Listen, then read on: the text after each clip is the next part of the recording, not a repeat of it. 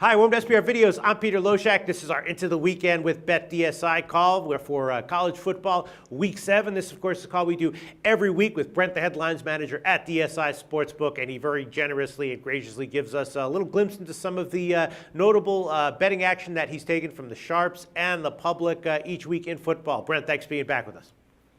I don't know how gracious I am, but it's good to be with you, Peter. No, it's pretty gracious. A lot of people say, like, when we first started doing this show, they doubted that the sharp sides that you were giving were real. They were like, why would he do that? Well, you know why we give them out, too, is, I always have a feeling that people are going to bet more than just the stuff that we hand out here. Right. And also, a lot of times, it's about lines, right? Sharps come up on a game minus 21.5. It goes as 24.5. They're not betting the 24.5.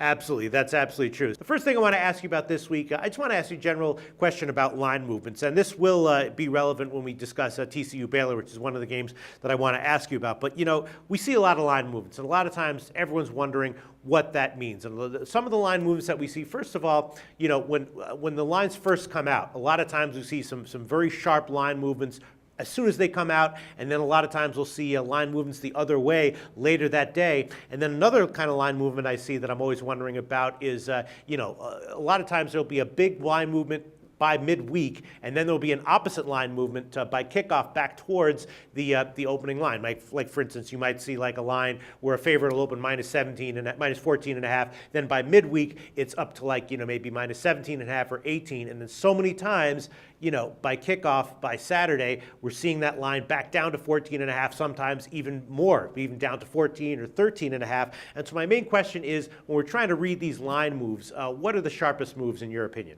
Well, I think it's really tough to say because, when the line opens up, you've got guys who are sharp, who are going to hit it right away, who think they're getting value. Now, obviously, that's going to precipitate create a line move. There's also guys who simply have bankroll, who might grind out, who might lose a little bit, even some who might lose a lot. But still, if they're betting a full bet on your opening number, you're moving it right away because you don't want to take 3, 4, 5 of those. You take the bet, you make the move. If someone comes back the other way who's sharper than the other guy, then you have a feeling of where you want to be. We talked about, a couple of weeks ago, the line where, it was, I think it was like 7.5 and close to 3, and sharps were all over the plus. Well, why did the line move so much? That was sharp money. There's other times where you've got guys who are just have, deep pockets who bet full units on a game, and every time they bet it, the line's going to move. You'll see that with totals a lot, too. You'll see lines open up, say like 60, and they close, 68 or whatever. While you take a 2-dime bet over, you move it a half point or a full point, depending on how early in the week it is. You take another bet, you're moving a full point again. You take another full 2-dime bet, you're moving again. If someone finally comes back, you kind of work your way back in terms of what the right number is. Now, sitting on the outside looking in, it's tough to say, hey, that was a sharp move, right. That was a sharp move, or that one wasn't, right? You can't really sit there and say, hey, that must be sharp because of the line move. It could just be a full unit bet because if a couple of guys come in, whether they're sharp or not, and bet the same way, you're standing in a position, and really, ideally you want to get some action back the both ways. So you're going to move the line no matter what. You can't sit back, from outside, the other side of the counter and say, I wonder if that was sharp or not, because you'll just be guessing the whole time. So then when people talk about how the most important thing is to beat the closing line, I understand how that's true over a large sample size long term, but on any individual game, it doesn't mean that much if you're beating a closing line that was moved by some of this big action that you're talking about that's not necessarily sharp, right? Exactly. A case like, this week, one of the games I'll, identify as one of the sharp plays is West Virginia. Mm-hmm. Now, West Virginia is sitting right now at 5.5. They're at Texas Tech. The sharp bets that came in were West Virginia minus 2.5. They weren't West Virginia minus 5.5. But we kept taking West Virginia money all the way even at 5.5. And it wasn't until we got, some big bets back at plus 6 that we dropped the line back down to 5.5. Right. So, is plus 6 sharp? No, I would say the minus 3.5 was sharp. Right. So whether it's kind of tough to say because the 6 that we got back wasn't particularly sharp. It was more of a guy who's going to break even or lose juice long term. Whereas the guys who bet the 3.5 on West Virginia are definitely sharp. All right, so there's a lot more, obviously, we could ask about this, and maybe we'll ask in future weeks. But suffice to say, you move the line, obviously, when you take big, sharp action, but you also move the line when you take, big action that's not necessarily sharp, and sometimes from overwhelming public action as well. So we shouldn't look at every line move and assume that, that line move, even a big line move, that line move was caused by sharp action for sure. If you open the number, say, let's just say pick, and then you take a 5-dime bet from a guy who's not particularly sharp. And okay, you have to move the number. You can't just sit there. So you're at 1. Then you take another bet from a guy who's maybe won a little bit. All of a sudden, you're probably at 2.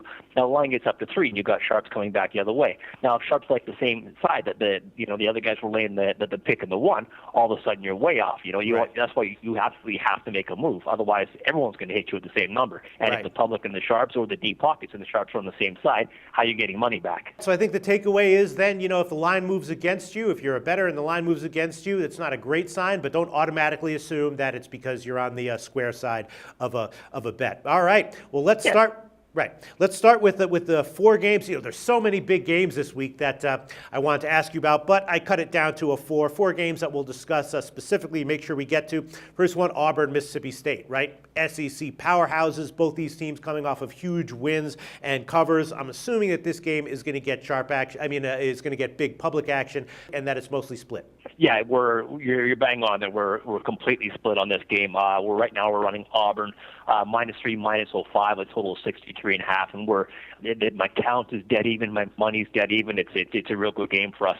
Now, I did take some what you would call good money Auburn when the line went all the way down to 2.5, and we also took Mississippi State money +4. So kind of looking at how a line gets to where we are, it's because we had sharp money -2.5, we had sharp money +4. Boom, we're sitting at 3, and we got a ton of volume. Both sharps and public going both ways on this game. So this is going to be a good game in terms of we're going to get really good action, and hopefully we won't have to move off 3. So you did take sharp action on this game, or was it just good action? Yeah, it was good action. Guys who we respect, guys who haven't made, as we call it, the list.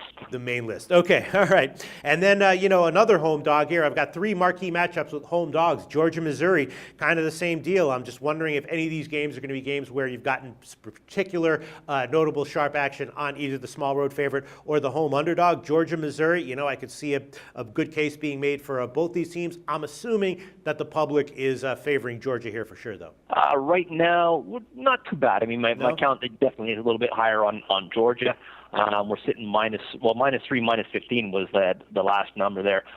We actually did get some decent money back on Missouri +3.5. Again, not super sharp, but +3.5 was sharp. My count definitely favors Georgia. Just to show everyone how up to date we are, this line actually just got taken off the board. Gurley, the running back for Georgia, looks like he's going to expect the miss. He's got suspended, it looks like. So line's down right now. So when you open it back up, that may or may not play, factor into what the line comes out. But the last number we had was Georgia 3 -15, pseudo sharp money, Missouri +3.5. Peter. All right. Well, this is interesting then, Brent. So then let's say that Gurley is out, right? How then do you reopen your new line? Do you wait to get recommendations from the guys who usually tell you what the opening line should be on all these games? Exactly. Those guys. Same thing with basketball. A lot of times, someone will be out. They'll pick up the phone and give us a call right away and say, "Hey, look, this guy's out. Here's what we think his value is in terms of the number." They'll apply a guy's worth to the total and the point spread as well. Georgia, Missouri, currently off the board at BetDSI as we do this call. All right. And then the third marquee game with a small home underdog that I want to ask you about is Oregon, UCLA. Both these teams off their first loss, both 1-4 against the spread. After Oregon loses like that, I'm assuming that the public got minorly burned on that one. Are they going to come back here and bet Oregon at the small road favorite line? I'm guessing yes. What's your action like on this game, Brent? Yeah, I've got my count probably slightly favoring Oregon. Nothing steep. Again, this is a situation where you can kind of make a good case for both teams, and I've got what I would call sharper bets on Oregon when the line was line -2, which is where we are now, and the kind of bigger bets I would say on UCLA. So we're sitting in a position right now where our money is slightly favoring UCLA just because we took some bigger bets, but we took more bets on Oregon. So it looks like people weren't really put off by that one at all. Even the total, I've got good action both ways. I've got over 68 was decent money, and now money's come back under 71. That's why we're sitting at 70 or 70.5 right now. So, but no clear sharp action either way on any of these 3 games involving marquee matchups with a small home underdog. No, you have a habit of doing that. But if you can talk about TCU Baylor, I'll have them for you there.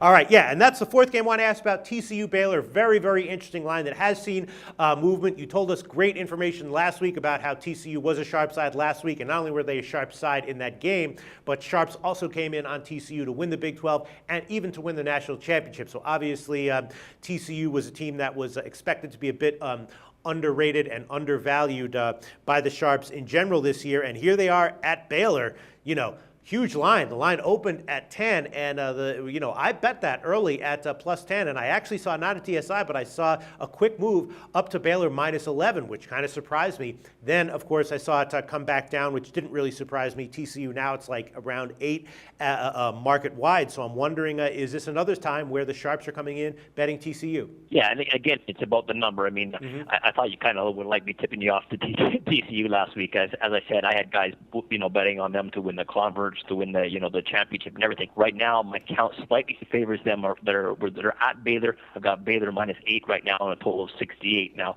I had sharp money on this total going over 66 and over 67. I haven't got anything back really at all on the under, and I also got sharp money on TCU when the line was 10. So TCU plus 10 was sharp. A guy who we respect played when the line was 7.5. He played Baylor down to minus 7, buying a half a point. But definitely sharp money on TCU.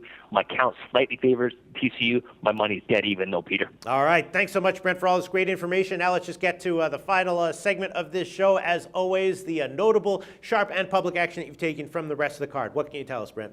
I got a bunch for you here. First off will be Marshall. They're at home to Middle Tennessee State. Lines up at 24.5 right now. I had sharp money on Marshall minus 21.5, minus 23.5, all the way up to 24.5 now. So Marshall definitely a sharp side, laying the big points. Illinois, Wisconsin, the over in that game is sharp. Right now we're sitting at 57.5. They played that total over 55 and over 56. Definitely sharp action there. Earlier on, we touched on West Virginia minus 3.5. They're at Texas Tech. Line's 5.5 now, but West Virginia minus 3.5. Definite sharp plays there. The TCU Baylor game going over 67 and 66 as we talked on is sharp. The TCU plus 10 also sharp as well. We touched on. Down to Central Michigan, they are at Northern Illinois. Central Michigan plus 10 and 10.5 was sharp. Line sitting at 9 right now. So Central Michigan plus 10 and 10.5 was sharp. Also, Georgia State. Georgia State's at home to Arkansas State. Again, when the line was 12 and 13, I had sharps come in on Georgia State. Line's down to 10 right now. I got a little bit money back on Arkansas State minus 9.5, so we're back up to 10. But still, sharp was definitely on Georgia State plus 13 and plus 12. And the last one for you, I got a total play, which is Old Dominion at UTEP. The total 66.5 now, so the number's kind of washed out. But sharp money did come in the under 71 and under 69. All right. Awesome information. As always, Brent from BetDSI, thanks so much, and we'll talk to you tomorrow when we cover NFL Week 6. The SBR Network offers free sports picks and game breakdowns, big money free betting contests year-round, a real-time Vegas-style odds monitoring service, and much more. So come see for yourself. To stay updated on SBR news and promotions, follow us on Twitter, Facebook, and Google+, and do be sure to subscribe to the Sportsbook Review YouTube channel to catch all our daily sports shows.